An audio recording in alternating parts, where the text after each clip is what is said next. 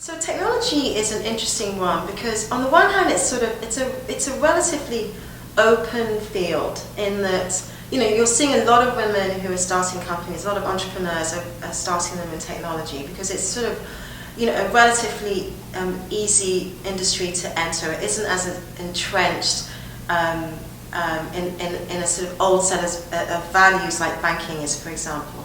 However, there aren't as many women who are, again, achieving sort of leadership positions in technology, and one of the main issues is because women in technology are tending to be more on the creative side of technology. The reason I focus so much on it is because I really do think it's a really wide open opportunity, and I think for millennial women that's something to really bear in mind is really think about having sort of really broad education in technology.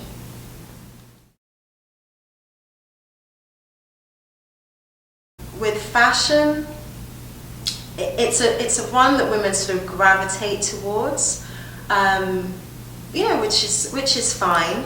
I would still say that even though we do, I still see that when you get all the way to the top, there's still a predominance of men running fashion houses, running fashion companies, even though that's an industry that's really geared towards women, and women are the primary consumers of products, for example. So I think that for fashion in particular, we really need to use our purchasing power to ensure that we have a voice in that industry, that we're not just sort of part of it, that we are decision makers in that industry. I think entertainment is an interesting one because I think on the sort of management side, as I mentioned, there are some great women in leadership positions.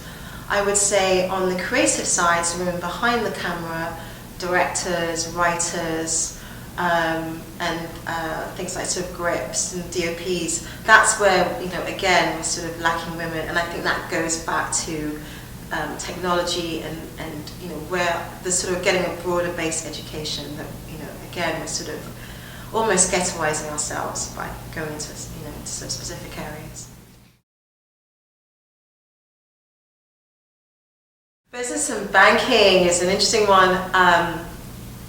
It's actually an industry that I nearly went into. I studied math at university, and it was sort of logical next step was to work in finance. But it just wasn't for me. I went through the interview process with a couple of quite well-known banks, and I knew from the outset that it wasn't a culture that I was very comfortable with. And so I commend and applaud my female comrades who've managed to achieve in those industries, because I know it's not easy, and there's an old boys network that that isn't sort of open to women. There's a culture that is very macho, that is alienating to women. I think it's a very tough industry for women to succeed in. We see very, very small numbers of women running financial institutions. I've certainly found it very hard to find speakers actually from the financial sector from my conference. I'm always searching. So I think it needs an incredible amount of work, and I think the work needs to be done in banking is changing the culture and what you have to be, what you have to represent to be successful in that industry.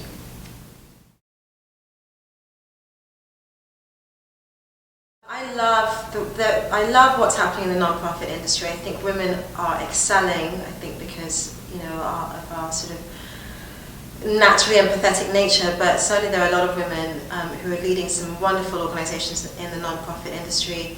Cecile Richards at Planned Parenthood is a great example of a woman I really admire, who's come up against a lot of pushback and criticism around the area of women's contraception, which is ridiculous. And then women like sort of Nancy Lublin, I think, is a really smart woman. She runs an organisation called Do Something, and she was also the founder of Dress for Success. She's very smart at marketing, which I think is something that's a lot of non-profit organisations lack, is that ability to tell difficult stories in a way that really resonates with the general public. So I think, you know, I think women are doing some really incredible work. Zainab Salbi from Women for Women International is amazing. Works with women from war-torn countries like the Congo. So I think we're doing really good work there. So keep it up.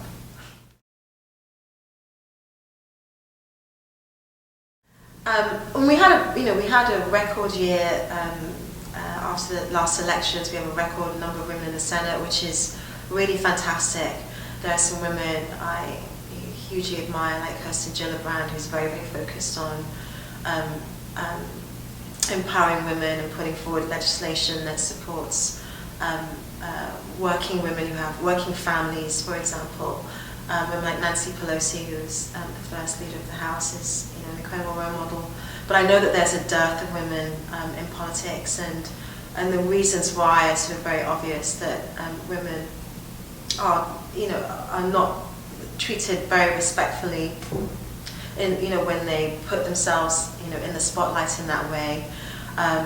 The focus can be so much on their appearance and less on their ideas and the sort of policy ideas they want to put forward. I think women like Hillary Clinton, for example, there's I think it's a Time cover recently that I found quite annoying, which is sort of a high-heeled shoe and a sort of emasculated man, and I think that's what really puts women off. So I think we need to see more women there, because certainly in the area of contraception, for example, we need to be in the room making those decisions for ourselves, and so having representation is crucial.